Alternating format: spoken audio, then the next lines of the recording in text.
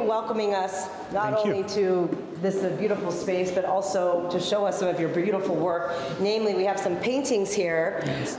Explain to us kind of your work and your project and what this is in particular, why the history of the Inquisition is such an important story to tell, because it really defined what happened to the Jews 500 years ago. Absolutely. It's quite important to explain the Jewish history of Portugal, because in fact in the curriculum in the schools we don't learn much about it. So that's why we are trying to do for the last years to explain not only the students but all visitants, especially the non-Jewish visitants, our Portuguese Jewish history.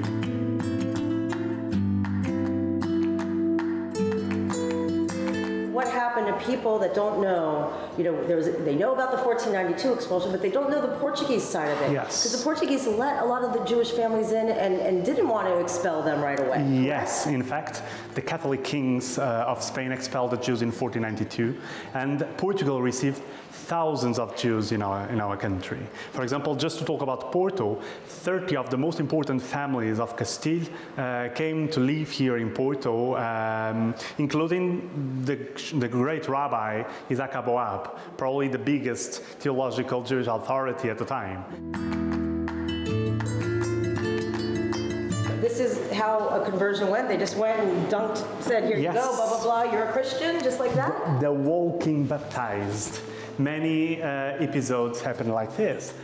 People being forced to be baptized, and to be a Catholic, you just need a baptism. And that was the main idea, the main royal idea, is to convert the Jews in order for them to stay here. In 1496, 20% of the Portuguese population was Jewish, 20%. I remind you that 4 years before we received a huge wave of immigration from Spain. So obviously it will ruin our country if we send away thousands and thousands of Jews. Unfortunately, 4 years later, in 1496, our King Manuel I also signed the Edict of Expulsion because in reality he wanted to marry the Spanish princess and was actually... The daughter of Ferdinand Isabella. Yes, and it was actually a Spanish demand, the so-called New Christians. And obviously, if I force you to change your religion in 10 months, you probably will say yes to protect your life and your family, but you will keep your religion in secret. That's what happened, and that justifies why 40 years later, in 1536, we established the Inquisition.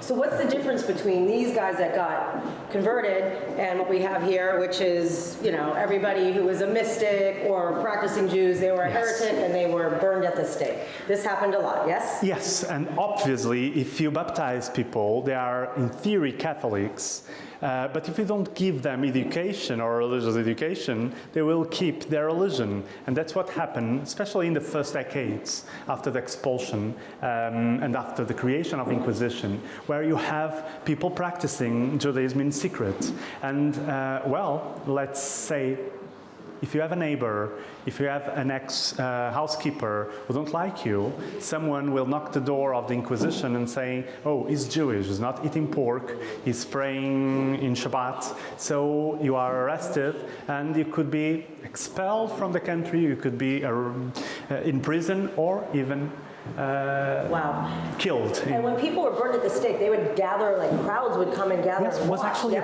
party, it was actually a festival for all the city to watch. It was a huge festival, the so-called auto da fé, no translation.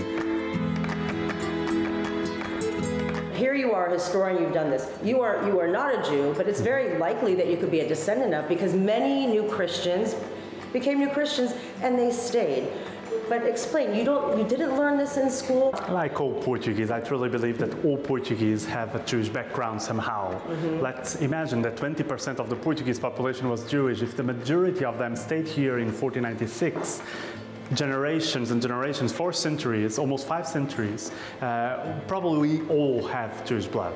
And unfortunately, in Portugal, we don't talk about the Jewish presence in Portugal, or in Porto, or in Portugal at all.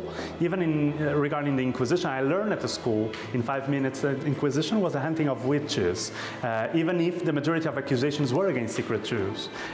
So it was quite terrible. That's why we decided to create this department, this cultural department. That's why we decided to create the Jewish Museum, mainly to explain people how connected to us is the Jewish history.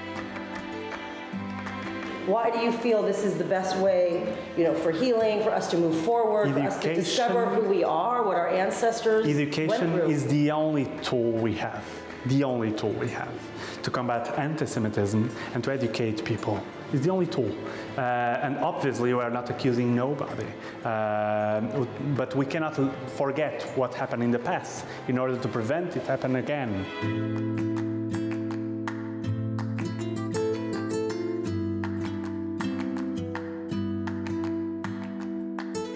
How does that feel to know you've devoted your passion to this and you're actually seeing the fruits of it? It's not just members of the synagogue. Extremely happy. The majority are not members of the community. I'm extremely happy. I truly believe that in the next generation will be more aware of their past and the importance of these events and the importance of tolerance. Hugo, thank you so much. You are such a fountain of knowledge. You're amazing, and thank you so much for all of your hard work. You're doing a great job. Thank you very much. And what you've done is just incredible. Thank you. Keep up the good work, my friend.